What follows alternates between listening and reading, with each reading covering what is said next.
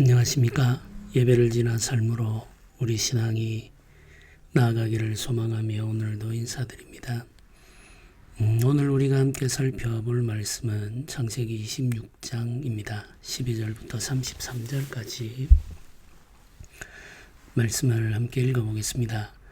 이삭이 그 땅에서 농사하여 그 해에 100배나 얻었고 여호와께서 복을 주심으로 그 사람이 창대하고 왕성하여 마침내 거부가 되어 양과 소가 떼를 이루고 종이 심이 많으므로 블레셋 사람이 그를 시기하여 그 아버지 아브라함 때에 그 아버지의 종들이 판 모든 우물을 막고 흙으로 메웠더라.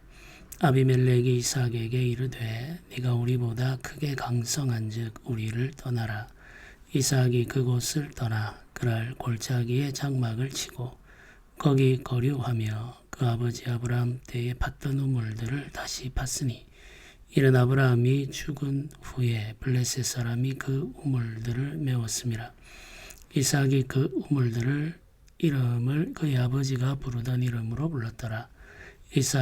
이삭의 종들이 골짜기를 파서 샘 근원을 얻었더니 그날 목자들이 이삭의 목자와 다투어 이르되 이 물은 우리의 것이라 하매 이삭이 그 다툼으로 말미암아 그 우물 이름을 에색이라 하였으며 또 다른 우물을 팠더니 그들이 또 다툼으로 그 이름을 심나라 하였으며 이삭이 거기서 옮겨 다른 우물을 팠더니 그들이 다투지 아니하였으므로 그 이름을 르호봇이라 하여 이르되 이제는 여호와께서 우리를 위하여 넓게 하셨으니 이 땅에서 우리가 번성하리로다 하였더라. 이삭이 거기서부터 브엘세바로 올라갔더니 그 밤에 여호와께서 그에게 나타나 이르시되 나는 내 아버지 아브라함의 하나님이니 두려워하지 말라. 내 종 아브라함을 위하여 내가 너와 함께 있어 네게 복을 주어 네 자손이 번성하게 하리라 하신지라. 이삭이 그곳에 제단을 쌓고 여호와의 이름을 부르며 거기 장막을 쳤더니 이삭의 종들이 거기에서도 우물을 팠더라. 아비멜렉이 그 친구 아웃삿과 군대장관 비골과 더불어 그랄에서부터 이삭에게로 온지라. 이삭이 그들에게 이르되 너희가 나를 미워하여 나에게 너희를 떠나게 하였거늘 어찌하여 내게 왔느냐. 그들이 이르되 여호와께서 너와 함께 계심을 우리가 분명히 보았으므로 우리의 사이 곧 우리와 너 사이에 맹세하여 너와 계약을 맺으리라 말하였노라. 너는 우리를 해하지 말라. 이는 우리가 너를 범하지 아니하고 선한 일만 네게 행하여 네가 평안히 가게 하였음이라. 이제 너는 여호와께 복을 받은 자니라. 이삭이 그들을 위하여 잔치를 베풀매 그들이 먹고 마시고 아침에 일찍이 일어나 서로 맹세한 후에 이삭이 그들을 보내매 그들이 평안히 갔더라. 그날에 이삭의 종들이 자기들이 판 우물에 대하여 이삭에게 와서 알리어 이르되 우리가 물을 얻었나이다 하매 그가 그 이름을 세바라 한지라. 그러므로 그 성읍 이름이 오늘까지 브엘세바더라. 아멘. 흉년의 때에 이삭이 그랄로 가서 그곳 사람들과 함께 살죠. 그랄 왕은 아비멜렉입니다. 아비멜렉이라고 하는 이 이름은 그랄 블레셋 그 지역 한 부족의 왕의 직책이라고 생각을 하시면 되겠습니다. 아비멜렉이라는 말은 나의 아버지는 왕이다 이런 뜻이죠. 그래서 아브라함 때에도 아비멜렉이 등장하고 또 이삭의 때에도 아비멜렉이 등장하죠. 아비멜렉은 그랄 왕의 호칭이죠. 애굽 왕의 호칭은 바로이죠. 파라오입니다. 그래서 바로 혹은 아비멜렉은 이름이 아니라 직책에 대한 호칭이라는 사실도 우리가 알고 성경을 읽으면 좋겠습니다. 12절에 이르러서 이삭이 그 땅에서 농사하여 그 해에 100배나 얻었고 이렇게 기록을 합니다. 그 해에라는 말은 그 흉년의 때에 이런 말이죠. 농사를 해서 100배를 얻었다 이렇게 말합니다. 사실 이삭은 가축 치는 자이죠. 유목민입니다. 가축대들과 함께 풀을 찾아 이동하면서 살아가는 유목민이죠. 그런데 흉년의 때에 그랄 지역으로 와서 정착해 살면서 농사를 지었습니다. 이건 굉장히 실험적인 일이죠. 그가 익숙하게 경험해왔던 일이 아닙니다. 그런데 그 지역에서 농사하여 수확을 거두었는데 100배를 얻었다, 이렇게 성경이 기록하고 있습니다. 100배라고 하는 이 말은 그 시대에, 그 해에 주변 사람들과 비교했을 때 100배나 많았다, 이런 의미로 생각할 수도 있고, 평소 그 지역에서 농사를 지어서 거둘 수 있는 수확의 100배를 얻었다라는 의미로 생각할 수도 있겠습니다. 어느 것으로 생각을 하든 이삭의 농사가 크게 성공했음을 의미하죠. 그런데 우리가 이제 성경의 흐름을 따라가면 이 100배를 얻은 결과가 여호와께서 복을 주심으로 말미암은 것으로 성경은 기록하고 있습니다. 우리가 농사를 짓든 어떤 일을 하든 부지런히 일하고 또 지혜롭게 일하면 다른 사람보다 더 나은 결과를 얻을 수가 있죠. 이건 자연의 법칙입니다. 그런데 100배라고 하는 것은 이걸 이제 자연 법칙을 벗어나는 결과물이라고 생각을 해야 합니다. 사람의 노력 그리고 사람의 지혜를 더한다고 하더라도 100배의 수확을 거둘 수는 없죠. 이건 기적입니다. 하나님께서 주시는 은혜 혹은 하나님께서 이루시는 일들은 이런 기적 같은 성격을 가지고 나타날 때가 있습니다. 물론 우리가 일상적으로 경험하게 되는 성과들, 성장들도 있죠. 그것 역시 하나님의 은혜입니다. 매년 10%씩 성장한다든지 혹은 1%라도 성장한다면 그건 하나님이 주신 은혜이죠. 그런데 100배라고 하는 것은 기적적인 은혜라고 우리가 고백을 해야 되겠죠. 내 신적인 개입이 작용했음을 의미하고 특별한 하나님의 일하심이 이삭과 함께 하고 있음을 확인하게 되는 순간이죠. 이삭이 창대하고 왕성했다, 이렇게 말하죠. 생육하고 번성하라고 하셨던 여호와 하나님의 복의 선언, 창조의 역사 때 여호와 하나님이 하셨던 복의 선언이 이삭에게 이루어지고 있음을 볼 수가 있습니다. 그러니까 하나님께서 세상이 타락하기 이전에 주셨던 그 복의 선언이 이삭의 삶에 이루어지고 있다는 것은 이삭이 하나님이 창조하신 그 세계의 삶, 그러니까 죄가 개입하기 이전의 삶을 누리고 있다는 거죠. 그 안식의 상태를 이삭이 누리며 살아가고 있음을 성경이 이렇게 표현하고 있습니다. 우리도 이삭과 같은 은혜를 누리며 살 수가 있겠죠. 생육하고 번성하라고 하신 그 복의 선언이 우리의 삶 속에 이루어지는 은혜를 누리며 살아갈 수 있습니다. 특별히 이 은혜는 영적으로 우리들에게 임하죠. 계속해서 자라고 성장하면서 하나님을 아는 지식의 깊이가 더해지고 하나님과 동행하는 삶의 질이 더 나아지는 거죠. 그래서 온전히 하나님과 함께하는 삶의 단계로 들어가는 그런 영적 은혜의 복이 우리에게 주어질 수 있습니다. 그뿐만 아니라 이 땅에서 누리는 삶의 은혜도 주어질 수 있죠. 하나님께서 우리에게 생육하고 번성하게 하는 은혜를 주십니다. 그 은혜를 우리가 누리며 살아갈 수 있기를 소망하며 기도해야 되겠죠. 이삭이 하나님의 복을 받자 블레셋 사람들이 시기하게 됩니다. 애굽에서도 같은 경험을 하죠. 이스라엘 백성들이 계속해서 생육하고 번성하자 애굽 왕 바로가 두려워하여서 이스라엘을 핍박하기 시작하죠. 블레셋 사람들이 이삭의 생육과 번성을 보면서 시기하게 되고 그를 핍박하기 시작합니다. 대표적인 것이 이 아브라함 때에 팠던 우물을 막아버린 거죠.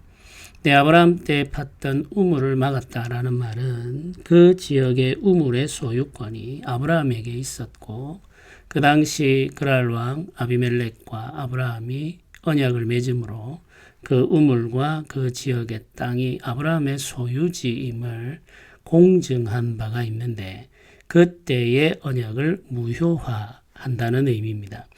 그 우물의 소유권을 아브라함의 아들인 이삭, 그 상속자인 이삭이 주장하지 못하게 하고 그 땅에 대한 소유권을 자신들이 직접 행사하겠다는 의미인 거죠. 언약의 파기, 아브라함 때 맺었던 그 언약을 파기하겠다는 선언인 거죠. 네, 이것이 이삭에 대한 물리적 핍박으로 시작되는 거죠. 아비멜렉이 이삭에게 우리를 떠나라 이렇게 말합니다. 지금 흉년의 때이지 않습니까? 지금 이삭이 그곳에서 농사를 지었지 않습니까? 농사를 지었다는 말은 땅을 이용하고 있다는 말이죠. 그리고 많은 수확을 거두었습니다. 네, 여기를 떠나라라고 하는 말은 이삭이 농사 짓던 그 땅도 그대로 버려두고 떠나라는 말이 추방에 대한 명령입니다.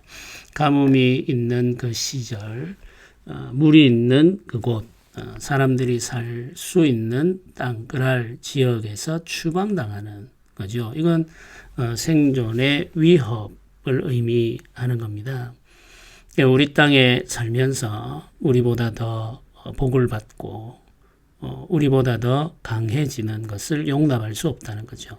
아비멜렉과 그랄 백성들이 이삭을 핍박하면서 이삭을 그 땅에서 추방해 버리게 됩니다.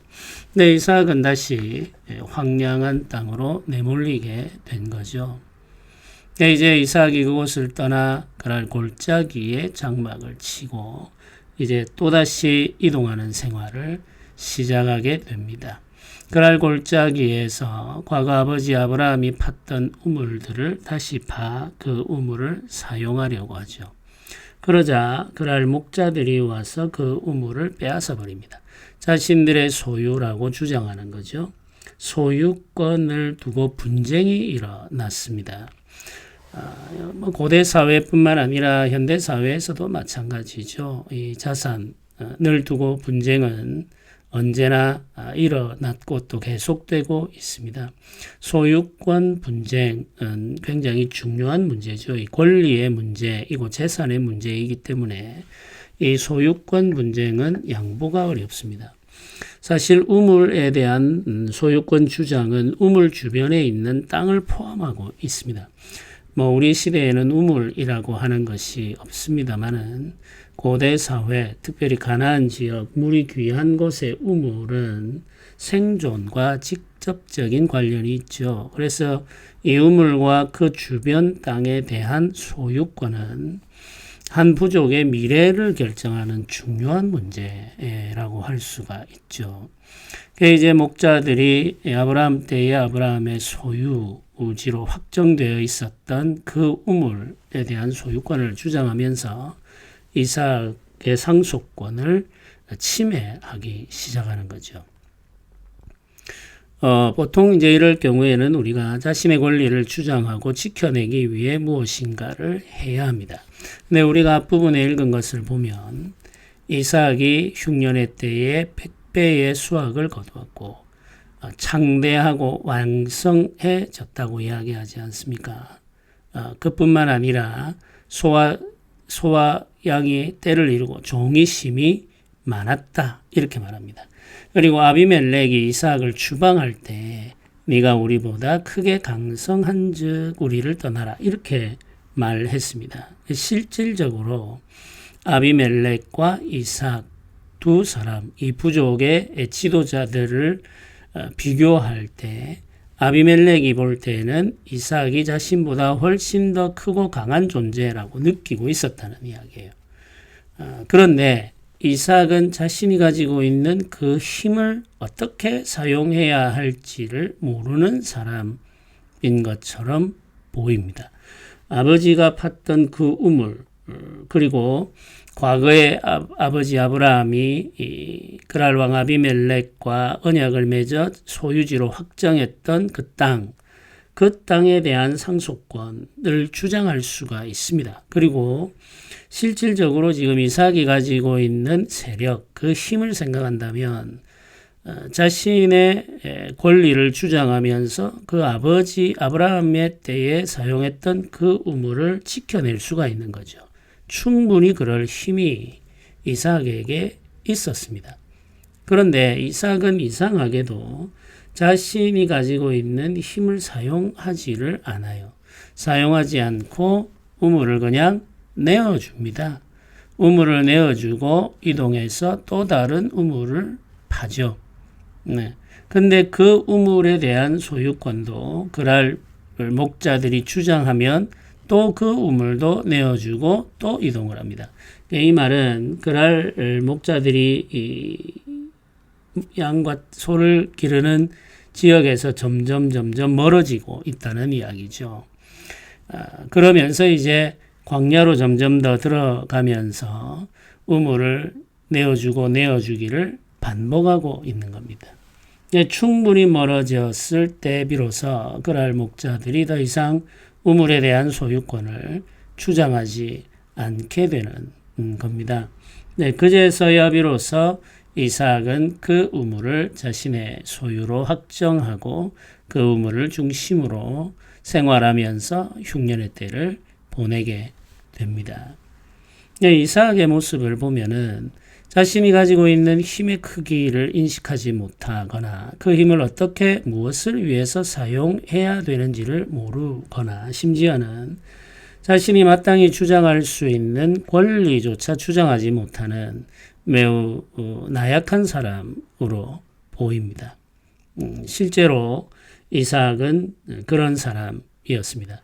이삭이 가지고 있는 이런 성향으로 인해서 아브라함이 이삭을 하나님께 번제로 드릴 때에도 이삭이 묵묵히 그리고 말없이 아버지가 행하는 일에 자신을 내어 맡길 수 있었던 것이죠.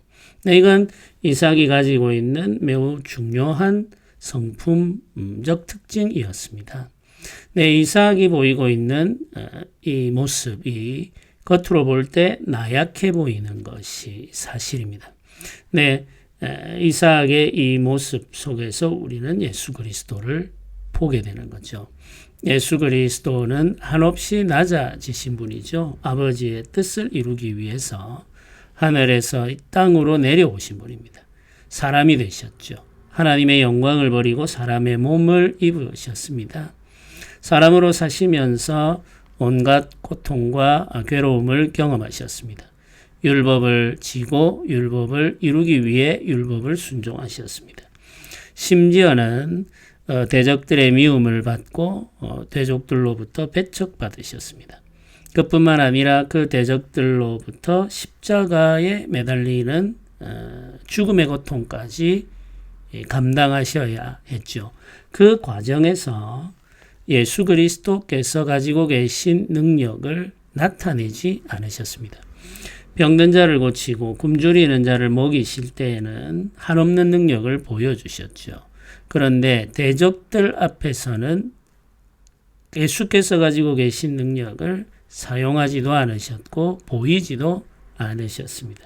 근데 묵묵히 그들이 하는 일을 감당하시는 거죠.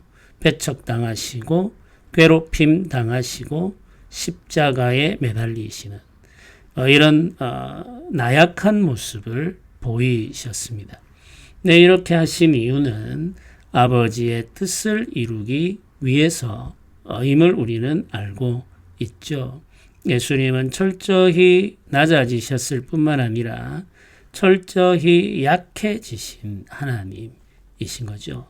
이 약해지심으로 말미암아 아버지 하나님의 뜻인 만백성의 구원을 이루셨다는 사실을 우리는 알고 있습니다. 네, 이 이삭의 나약한 모습을 통해서 예수 그리스도를 우리에게 보여주시는 거죠. 예수 그리스도는 약한 중에 아버지의 뜻을 이루신 하나님이시죠.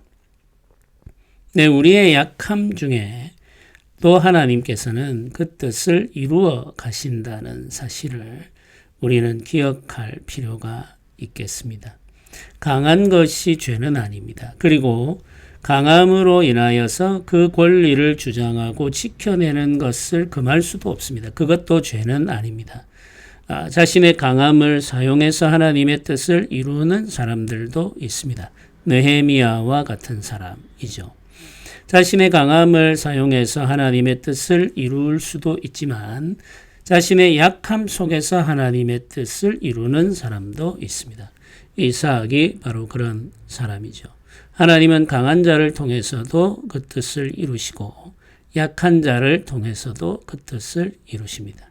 네, 하나님께서 이루어 가시는 그 뜻은 하나님의 백성들이 가지고 있는 강함이나 약함에 의해서 좌우되는 것은 아니라는 사실을 우리는 기억할 필요가 있습니다.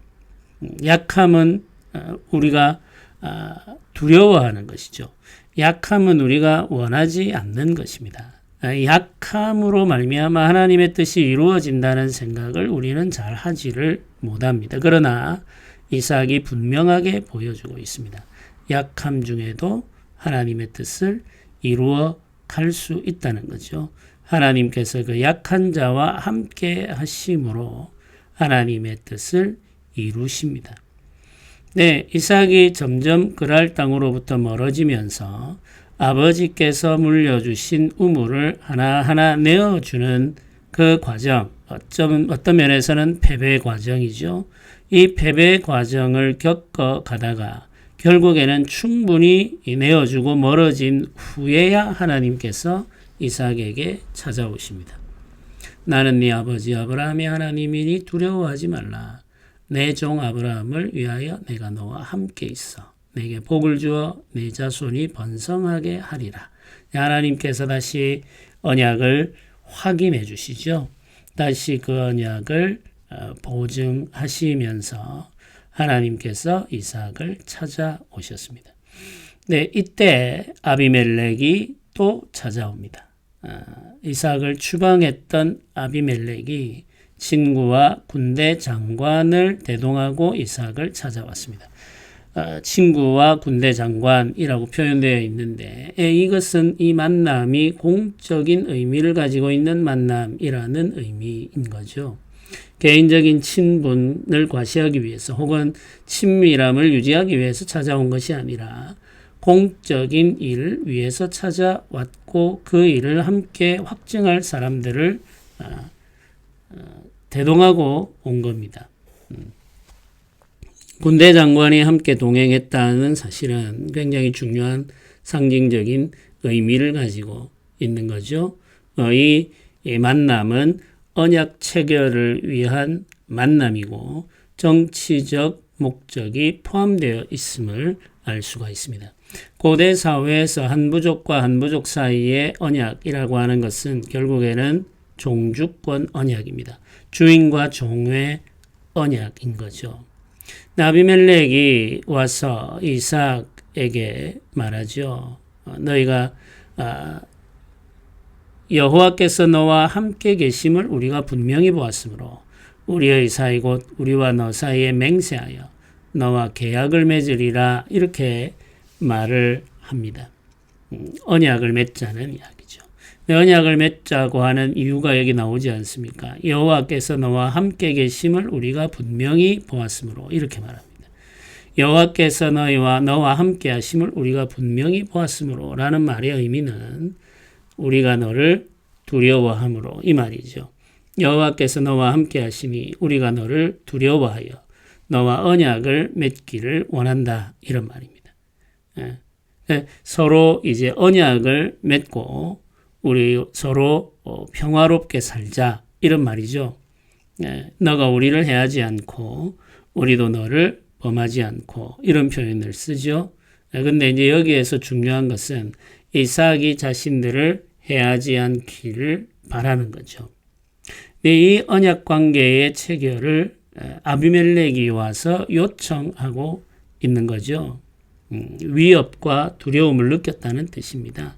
그럼 이제 이 순간에 이 아비멜렉이 하는 말을 우리가 이제 자세히 살펴보면 우리가 너를 범하지 아니하고 선한 일만 내게 행하여 네가 평안히 가게 하였다 이런 표현을 쓰고 있는데 이 말은 사실과 다르죠. 과거에 아브라함의 소유지로 확정되었던 우물들을 아비멜렉이 빼앗지 않았습니까? 아브라함이 사용하던 우물들을 메워버리지 않았습니까? 그리고 이삭을 자기가 살고 농사짓던 땅에서 추방하지 않았습니까? 이미 아비멜렉은 이삭에게 여러 번 악을 행했습니다. 그러면 이삭이 그 일 하나하나를 따져 물을 수 있죠.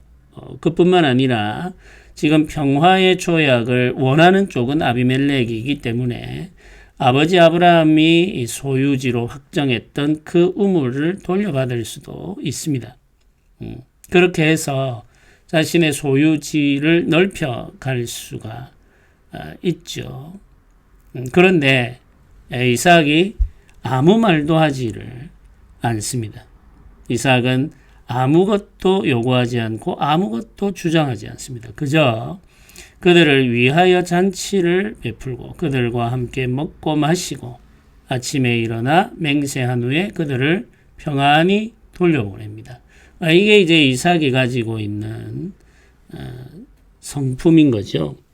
이삭은 다툼과 분쟁을 원하지 않았습니다. 극도로 다툼과 분쟁을 싫어한 사람이라고 할 수가 있겠죠. 그뿐만 아니라 이삭은 아버지 아브라함이 팠던 그 우물과 그 지역의 땅을 반드시 필요한 것으로 여기지 않았다는 것이죠. 그게 있어도 되고 없어도 되는 겁니다. 어차피 이 지역에 있는 모든 땅은 언젠가 그 후손의 소유지가 될 것이죠. 하나님께서 이미 약속하셨기 때문입니다. 그리고 그 우물이 없어도 지금 아브라함은 살아가는데 아무런 불편함을 느끼지 않습니다. 하나님께서 아브라함과 이삭과 함께하고 계시면서 이삭에게 복을 계속해서 부어주고 계심을 알기 때문이죠. 사실 모든 것은 하나님께로부터 오고 있기 때문에 우물과 그 지역에 대한 소유권과 상속권을 굳이 주장할 필요가 없었던 거죠. 이삭에게는 그 믿음이 있었던 거죠. 그래서 이삭은 아무것도 말하지 않고 아무것도 요구하지 않은 채 그들이 원하는 평화의 조약을 맺고 그들을 대접하여 돌려보내게 되죠. 주인으로서의 권리 주장을 충분히 할 수 있는 상황이지만 그렇게 하지 않고 평화롭게 사람들과 함께 살아가는 길을 선택한 사람이 이삭이었습니다. 이삭의 삶을 약한 자의 삶으로 묘사하죠. 그리고 이삭과 함께하는 하나님을 약한 자를 통해서 하나님의 뜻을 이루어 가시는 하나님으로 설명합니다. 연약하고 보잘것없는 사람을 통해서도 하나님의 뜻을 이루어 가신다는 사실을 우리는 기억하면서 살아가야 되겠습니다. 우리는 약한 자들이죠. 그러나 그 약함을 하나님께서 사용하시고 그 약함을 통해서도 하나님이 일하신다는 믿음을 가지고 오늘도 하루를 살아가시면 좋겠습니다. 함께 기도드리겠습니다. 은혜로우신 하나님 아버지 감사합니다. 우리가 살아가는 삶, 하나님의 뜻은 반드시 이루어진다는 믿음을 가지고 주를 의지하게 하옵소서. 우리가 약한 중에, 우리가 패배하는 중에, 우리가 세상에서 밀려나는 과정 속에서도 하나님은 일하시며 하나님의 뜻은 이루어진다는 사실을 확신한 채 주를 의지하게 하옵소서. 주께서 우리를 붙드시고 우리와 함께 하심을 감사하며 오늘도 예배하는 날을 사모하며 준비하기를 원합니다. 예배하는 날, 예배하는 장소에서 하늘의 복을 누리게 하여 주옵소서. 감사드립니다. 예수님의 이름으로 기도드립니다. 아멘.